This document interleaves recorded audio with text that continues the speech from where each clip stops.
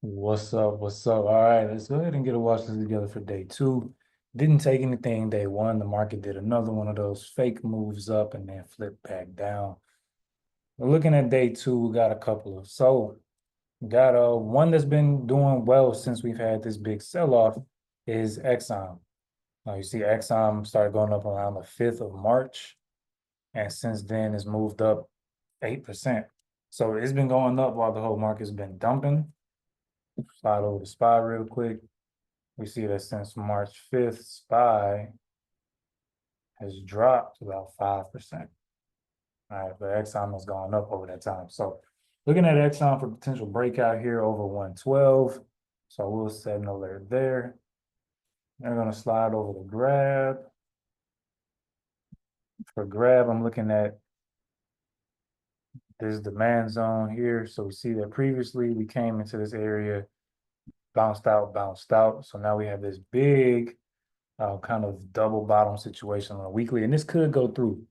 Right, it could completely drop. So remember, this is swing trading for this account. And so right now, if we're looking at holding something for more than a couple of days, maybe 4 or 5 days, possibly. Now, right now, given the huge sell-off the market has had, the biggest potential is for calls because we're so close to reversing just off of how overextended we are to the downside. Versus if it just started breaking down, different story. We want to be carefully looking for puts then. But given the downside, I'm looking to catch solid call entries that also we can hold for a couple of days. So coming down to the hourly on grab, looking for a breaking structure here at about 415. So I'm gonna set an alert there. Looking for that to be what starts and move back up towards 445. Coles.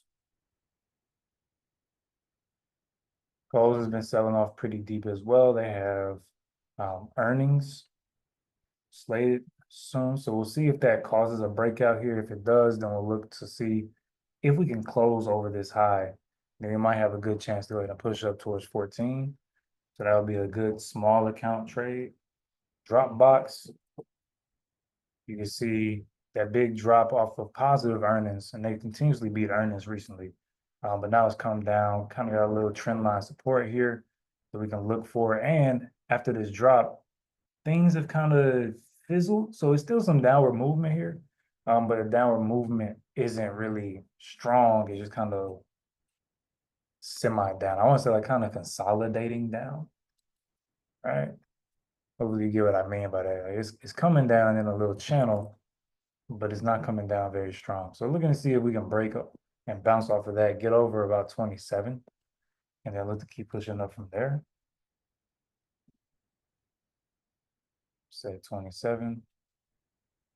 And then Apple. All right, Apple driving down with the rest of the market. But Apple is bouncing. I grabbed the wrong spot on my chart there. Apple is bouncing back up. And then on the 1 hour, looking to see if we can get something going here for a kickback up towards 236. So still looking for mainly bullish trades. At the moment, there might be something I see tomorrow towards the end of the day that looks good for a swing to the downside. But again, the reason I'm going bullish right now when the market has been selling off so strong is because now it's not so much a matter of riding a wave down, but let me get a quick move on this 2 day, 3 day bounce back up that we might get. And then from there, we'll look to see what we can reject off of. Maybe we'll push back up towards 575, for example, and then reject from there and continue our move down. And then that's when we'll start looking for puts again. Got any questions? As always, feel free to ask.